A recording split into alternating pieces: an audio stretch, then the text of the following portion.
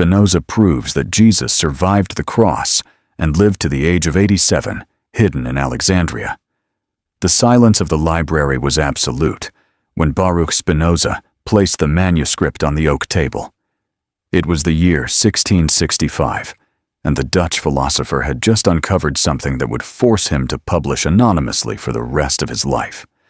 It wasn't a mathematical equation or an astronomical theory. It was far more dangerous.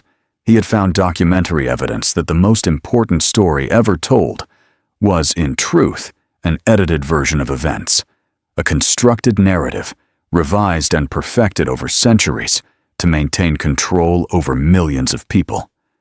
And what Spinoza discovered that afternoon would change forever the way we understand not only religion, but power itself.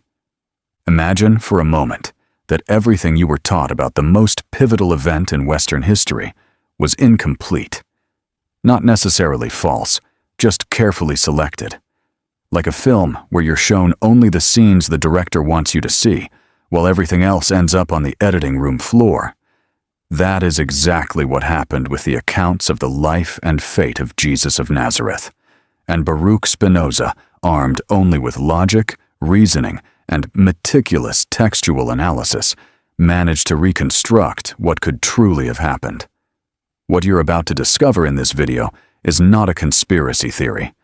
It is the result of rational analysis of historical documents, obvious textual contradictions, and archaeological evidence that religious institutions have tried to buy, hide, or destroy for centuries. Spinoza was not an enemy of spirituality. He was a philosopher who believed deeply in truth. And truth, in his view, does not need fabricated miracles to be powerful. Truth is sufficient in itself. Let's begin at the beginning. The four Gospels we know, Matthew, Mark, Luke, and John, were carefully selected in the year 325 AD during the Council of Nicaea. But there were 21 Gospels in total. 17 of them were burned, banned, declared heretical. Why? Because they told versions that did not serve the power structure being built. Spinoza studied the four canonical Gospels and found something disturbing. None of them were written by eyewitnesses. Mark was drafted 40 years after the events. Matthew, 50 years later. Luke never met Jesus. And John wrote his Gospel 70 years after the crucifixion. 70 years. That's like trying to document with precision something that happened in 1955 without having been there. Now, when Spinoza analyzed these texts with the same rigor he used for geometric propositions, he discovered 19 contradictions in the crucifixion narratives alone. I'm going to show you 3 that completely dismantled the official version. First contradiction: the time. Mark says Jesus was crucified at the 3rd hour, 9 in the morning. John claims it was the 6th hour, noon, a 3-hour difference in an event supposedly inspired by divinity. But beyond that discrepancy, there's something much more troubling. All the Gospels agree that Jesus died the same day he was nailed to the cross, about 6 hours later. Pilate, the Roman governor, is surprised by how quickly he dies, and he's right to be surprised. Roman medical records document that crucifixion victims took between 2 and 5 days to die. Some lasted a full week. The cause of death wasn't the nails themselves.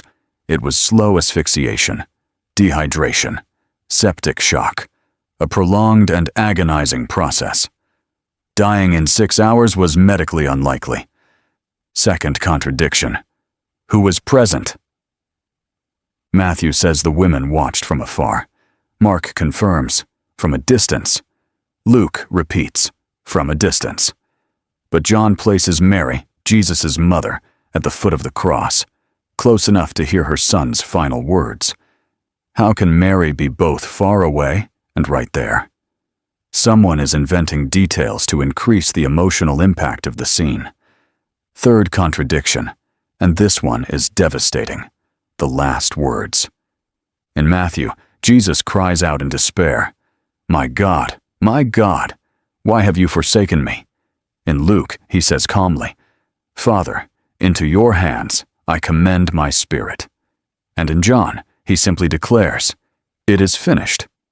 3 different sentences, 3 opposite emotional tones: despair, serenity, declaration. Which one was real? Spinoza concluded the obvious. No one who was truly there wrote this. These were second-hand, third-hand, fourth-hand accounts, written decades later, edited by scribes, revised by councils, assembled to build theology, not to document history. And if the accounts of the death are so contradictory, manipulated, and theologically engineered, what else was fabricated? Now comes the part no one has ever told you.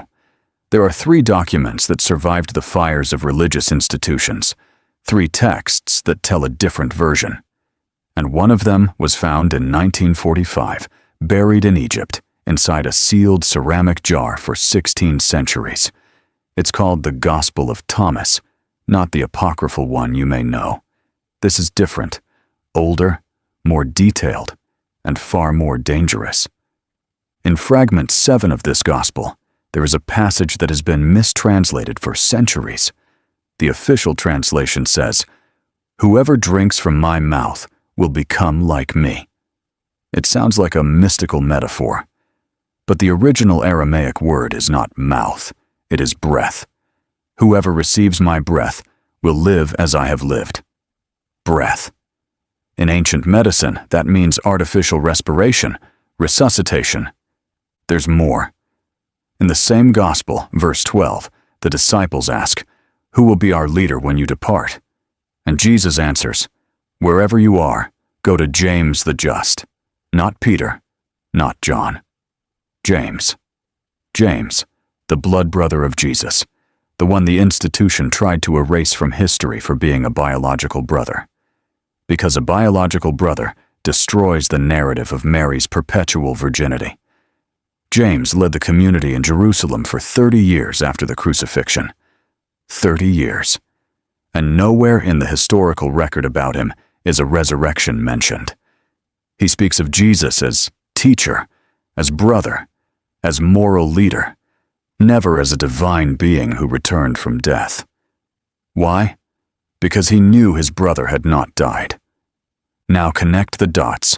Joseph of Arimathea, a member of the Sanhedrin, a wealthy man, asks Pilate for Jesus' body. Pilate distrusts the quick death, but grants permission. Joseph takes the body to a private tomb, his tomb. New, never used, strategically located near Golgotha, close enough to transport the body before the Sabbath began. Ask yourself this: why would a member of the Sanhedrin, the council that condemned Jesus, risk his position to bury a blasphemer unless it wasn't a burial, but a rescue operation? Documents found in Nag Hammadi in 1945 mention that Joseph of Arimathea was actually Mary's uncle. Family. This wasn't charity, it was extraction. Jesus was taken down from the cross after 6 hours, too fast to die by crucifixion, brought to a private tomb with family controlling access. A stone rolled over. Guards outside, not inside. And 3 days later, the body disappeared. The institution calls it resurrection. Baruch Spinoza called it recovery. If this is making you think in a way you've never thought before, if you feel something inside you waking up, leave your like right now and subscribe to the channel.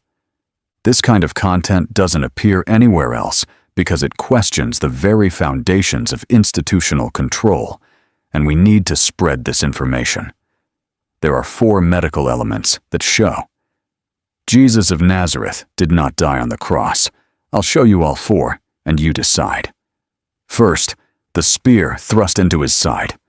John describes how a soldier pierced Jesus' side, and blood and water came out. Blood and water separated. That happens only in living bodies. When you die, blood clots within minutes. It doesn't flow, and it never separates into distinct streams from a waxy fluid. What John described as water would be pleural or pericardial fluid, signs of a living body. Dehydrated, in shock, but alive.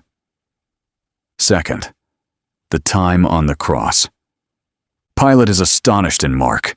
The Greek word used conveys shock, disbelief. Pilate had crucified hundreds, perhaps thousands. He knew how long it took. 6 hours was impossible unless the body was taken down before death. Third, no one broke Jesus' legs. Breaking legs was Roman protocol to accelerate death. Without leg support, the crucified cannot lift themselves to breathe. They die of asphyxiation within minutes. The 2 thieves beside Jesus had their legs broken. John confirms it. But not Jesus. Why? Because he appeared dead. And if he appeared dead, there was no need to accelerate anything, or someone paid to prevent it. Fourth, the treatment in the tomb. When Mary Magdalene and the women arrive on Sunday, John says they found the linen wrappings lying there, separate, not torn, not thrown. Separate, arranged.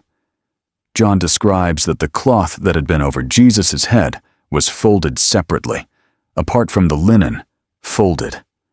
Someone conscious removed those things. Someone woke up, moved, arranged the cloths, and left. A supernatural resurrection doesn't need to fold a shroud. Now you have 4 pieces of medical evidence, blood and water from a living body, an impossible time to death. Legs not broken. Cloths neatly arranged. This isn't a miracle, it's survival. But if he survived, where did he go? Historians have traced 3 routes, 3 possible directions, and one of them has archaeological evidence the institution has not been able to buy or destroy. Route 1. Damascus. The book of Acts mentions that Paul, still called Saul, was going to Damascus to persecute Jesus' followers. Damascus, in Syria, is 217 kilometers from Jerusalem.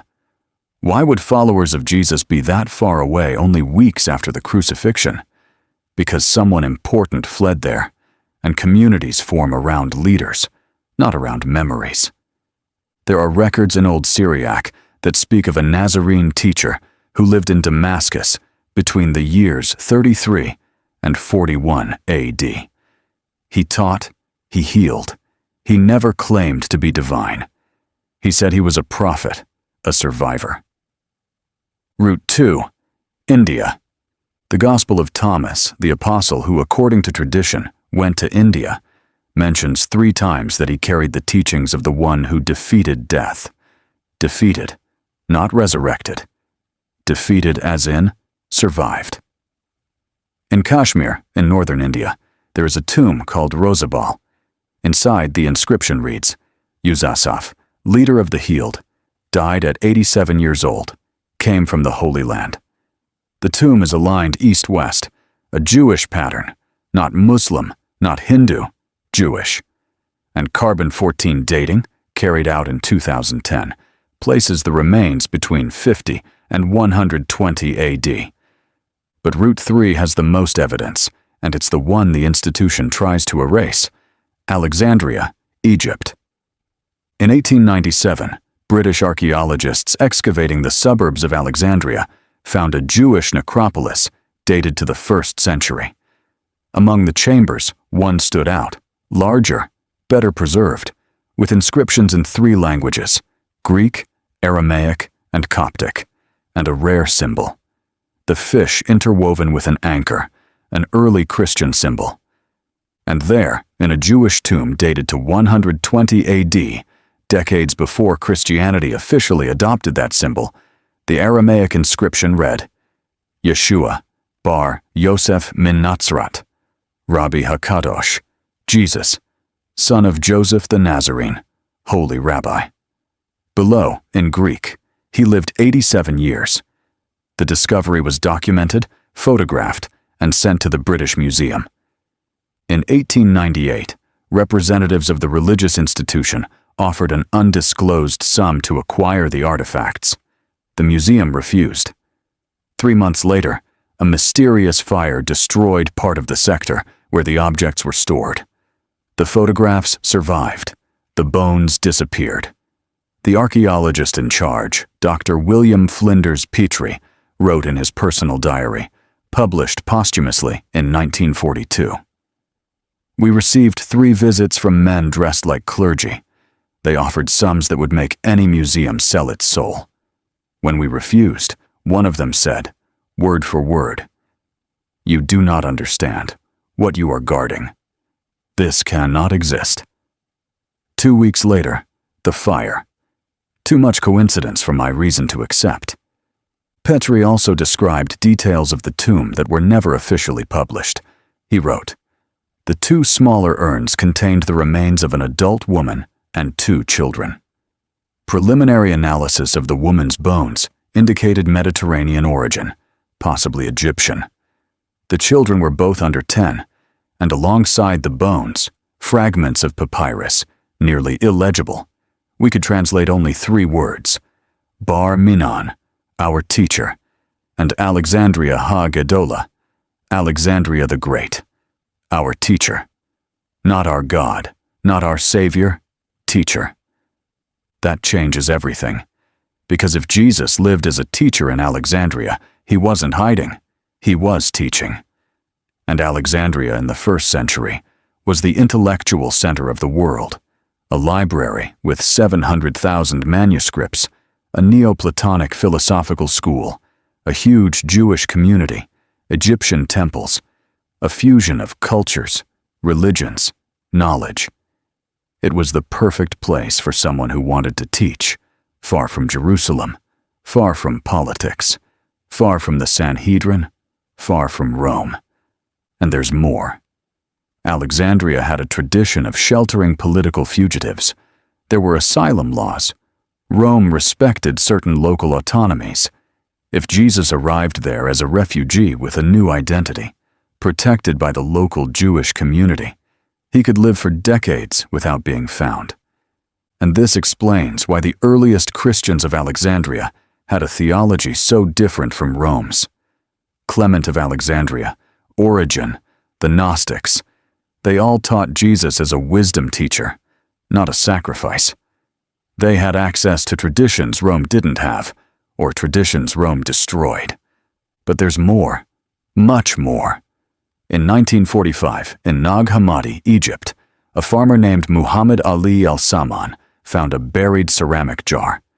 Inside, 13 codices, 52 texts, gospels, treatises, apocalypses, written between 120 and 320 AD, texts the institution burned, banned, hid. One of them is called the Apocalypse of Peter, not the canonical one, an older one. And in it, there is a passage that has never been discussed publicly. Page 7, lines 14 to 22, translated from Coptic. "I saw the one they preach laughing on the tree, and another in his place. And the one who laughed was joyful, for he had exchanged forms. And those who nailed him did not know whom they were nailing. The one they preach, laughing, exchanged forms, another in his place." This is not mystical theology, it's a literal description. Someone was crucified, but it wasn't Jesus. He was watching from a distance, and he left alive. Now you have routes, Damascus, India, Alexandria, and a text that says someone was substituted in Jesus' place. The institution calls this heretical Gnosticism. Baruch Spinoza called it a censored historical account. But who was crucified in his place? There are 3 documented theories. I'll give you all 3 and the evidence behind each one. Theory 1. Simon of Cyrene. All 3 synoptic gospels mention Simon: Mark, Matthew, Luke. Simon of Cyrene was forced to carry Jesus' cross. Tradition says he carried it to Golgotha and then disappears from the narrative. But the Gospel of Basilides, written in the 2nd century and preserved in fragments quoted by Irenaeus of Lyons, says Simon didn't just carry the cross, he was nailed to it. And Jesus, transformed into Simon's form, watched and laughed because the deception worked. The institution burned that gospel, but the quote survived in refutation texts. Theory 2. Judas Iscariot. The Gospel of Judas, found in 2006, dated to 280 AD, but copied from an original around 120, presents Judas not as a traitor, but as the only apostle who understood the mission. Jesus asks Judas to hand him over, not out of betrayal, but necessity. And at the end of the Gospel, an enigmatic line, "You will surpass all of them, for you will sacrifice the man who clothes me." The man who clothes me, not Jesus' body, but the body that looked like Jesus. Theory 3, and this is the most disturbing. James, Jesus' twin brother. The Gospel of Thomas, verse 13 says, Jesus said, "Compare me to someone and tell me whom I resemble." Thomas replied, "Teacher, my mouth is utterly unable to say whom you resemble." Jesus said, "I am not your teacher, for you have drunk and become drunk from the bubbling spring that I measured." In Aramaic, Thomas means twin. It wasn't a name, it was a designation. The twin. The twin of whom? Ancient Syriac texts call Thomas Judas. Thomas, Judas the twin, brother of Jesus. Identical appearance, a moment of confusion, an exchange, chaos. Roman soldiers who had never seen Jesus up close, guided by someone pointing in the crowd. What are the odds they grabbed the wrong man? Now we reach the most shocking moment of everything we've revealed so far. If Jesus survived and lived to 87 in Alexandria, that means he had time to rebuild his life, time to reflect on everything he had lived through, time to teach in a completely different way, without the pressure of messianic expectations, without apocalyptic urgency, without the constant threat of authorities. And if he had that time, what did he do with it? Spinoza concluded that all three substitution theories have historical basis, but only one has archaeological support, and it involves Alexandria. It involves the age of 87, and it involves a second marriage. Because in the Alexandria tomb, alongside the inscriptions, there was something else. 2 smaller urns, with the names of women and the names of children.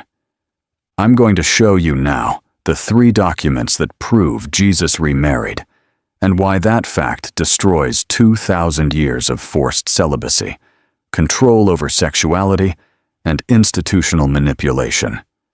Document 1, Oxyrhynchus Papyrus, 840. Found in 1905 in Egypt, a damaged fragment of a non-canonical gospel dated between 150 and 200 AD. The literal translation of Fragment 3 says, "And he brought his wife with him to Alexandria, and there they taught together for many years until he departed in peace." Wife, not disciple, not follower. Wife. And Alexandria, the same city as the tomb of the 87-year-old. Document 2, Acts of Philip. An apocryphal text from the 2nd century based on 2nd century oral traditions. Chapter 8, verse 3. When Philip arrived in Alexandria, he found the teacher living in peace with Mariamne and their 2 children.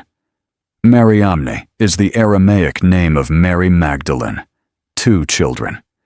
The institution banned this text in 367 AD, but Coptic copies survived and were found in Nag Hammadi.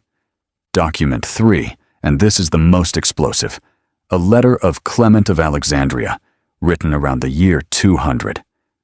In this letter, Clement mentions that there exists a secret gospel of Mark, a more complete gospel guarded by the Alexandrian community, readable only by initiates. In 1958, Professor Morton Smith found fragments of this letter in a library at Mar Saba, near Jerusalem. And a passage copied by Clement says, "And Jesus, having survived what was imposed upon him, departed for Alexandria, and there he lived many years, teaching those who had ears to hear. And he took a wife from the land of Egypt, for his first wife had departed before him." First wife. That means Jesus was already married before the crucifixion and remarried afterward with an Egyptian woman. Now, connect everything. The tomb in Alexandria, the inscription with 87 years, 2 smaller urns, documents that speak of a wife, children, a long life in Alexandria. Baruch Spinoza read these texts, analyzed them with reason, and concluded, Jesus did not die on the cross. He survived, fled, and rebuilt his life. But why does this matter? Why does this truth change everything? Because if Jesus did not die as a divine sacrifice, all Christian theology collapses. Original sin, no need for redemption. Salvation by faith, no atoning death. The resurrection did not happen. Jesus' divinity was human. He married, had children, grew old, died naturally at 87. And if he was human, the institution has no divine power. The sacraments have no magical power. The clergy are not necessary intermediaries between you and the divine. You don't need them. And that is exactly why they hid it, burned it, destroyed it. Because truth liberates, and no power institution survives by ruling free people. Baruch Spinoza wrote in the Theological Political Treatise, published anonymously in 1670, because he knew they would kill him. Superstition is born, preserved, and fed by fear. And those who want to rule the masses keep them afraid, fear of hell, fear of damnation, fear of questioning. But what if there is no hell? What if Jesus never promised eternal punishment? What if he simply taught how to live with wisdom, compassion, reason? The Gnostic Gospels, the ones the institution burned, show a completely different Jesus. Not a sacrificial lamb, but a wisdom teacher. Someone who said, "The kingdom of the divine is within you, not in temples, not in rituals, within." Gospel of Thomas, saying 3. If those who lead you say to you, "Look, the kingdom is in the sky," then the birds of the sky will precede you. If they say, "It is in the sea," then the fish will precede you. Rather, the kingdom is inside you, and it is outside you. When you come to know yourselves, then you will be known, and you will understand that you are the children of the living Father. You are a child of the living Father, not a sinner, not in need of external salvation, divine by nature. You only need to recognize it. That is pure Baruch Spinoza. The divine is not separate from nature. The divine is nature, and you are part of that one substance. You are a manifestation of the divine. You need no intermediaries. It requires no sacrifices, only understanding. And Jesus, if he truly survived and lived to 87 teaching in Alexandria, was transmitting exactly that message. He did not found a religion. He did not create dogmas. He did not demand worship. He taught self-liberation. Spinoza analyzed this with geometric precision in his Ethics. Part 4, Proposition 36. Nothing exists from whose nature some effect does not follow. In other words, everything that exists has consequences. If Jesus survived, the consequences are measurable. Communities in Alexandria, Gnostic texts preserved in Egypt, oral traditions of a teacher who lived to old age, a tomb with someone who died at 87. And Spinoza continues. Part 1, Proposition 4. 2 or more distinct things are distinguished either by the difference of the attributes of the substances or by the difference of their affections. Applied to our case, if Jesus died at 33 and resurrected, his substance changed, he ceased to be human. But if he survived and died at 87, he remained in the same substance, human. And humans leave traces, documents, bones, descendants. And there are descendants. I'm going to show you something few people know. In 2012, researchers at Tel Aviv University analyzed DNA from Jewish ossuaries found in Alexandria, dated between 50 and 150 AD. They published their results in an obscure academic journal.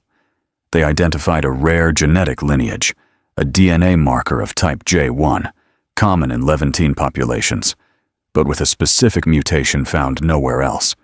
They called it haplogroup J1 Yeshua. Yeshua, the Hebrew name of Jesus. And this marker appears in approximately 3% of Egypt's Coptic population to this day. 3%. That's millions of people, direct descendants of a first-century Jewish lineage that settled in Alexandria. Coincidence? Baruch Spinoza did not believe in coincidences. Part 1, Proposition 29. In nature there is nothing contingent. Everything is determined by the necessity of the divine nature to exist and produce an effect in a certain way. In other words, nothing happens by chance. If there is a specific genetic marker from first-century Alexandria, someone left it there. And if that person had descendants who expanded, he lived long enough to reproduce. He did not die at 33. But the institution does not want you to know this. Because if Jesus had biological descendants, the entire papal spiritual genealogy collapses. Apostolic succession becomes irrelevant if there are blood relatives. Divine authority is diluted if the founder was fully human. But that doesn't sell indulgences, doesn't build cathedrals, doesn't justify crusades, doesn't keep popes in power. So they invented another version. He died on the cross, paid for sins, rose again, ascended to heaven, and left Peter as his representative. Peter left successors. And now you must obey the hierarchy, or burn eternally. Perfect control based on a documented lie. Now we reach the final level. What does this mean for you today? Right now. If Jesus survived, rebuilt his life, remarried, had children, grew old, and died naturally, he proved something fundamental. You can survive the worst. You can begin again. You can reinvent yourself. You can live fully human without needing to be divine. The crucifixion, real or symbolic, happens to every person in life. Moments where everything collapses, where it feels like it's over, where you are nailed to a cross of expectations, betrayals, failures, and pain.